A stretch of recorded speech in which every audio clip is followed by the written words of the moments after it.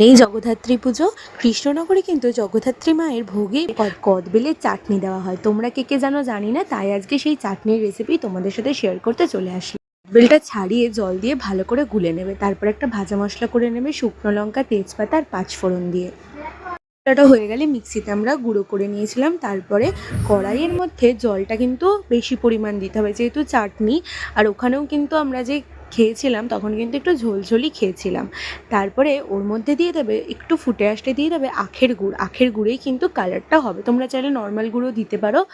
তারপরে মিষ্টি রান্নায় তো একটু লবণ দেয়, লবণ দিয়ে নেবে। আর দিয়ে নেবে হচ্ছে কাশ্মীরি লঙ্কার গুঁড়ো, কালারের জন্য দিয়েছি আমরা, তোমরা চাইলে অ্যাভয়েডও করতে পারো। তারপরে ভাজা মশলাটা দিয়ে নেবে, দিয়ে ভালো করে নাড়াবে। হালকা একটু শুকনো শুকনো হয়ে আসলে তারপরে নামিয়ে নেবে। দারুণ কিন্তু হয় কদবেলের এই টক ঝাল মিষ্টি চাটনিটা। বাড়িতে একবার বানিয়ে কেমন লাগলো রেসিপিটা জানিও।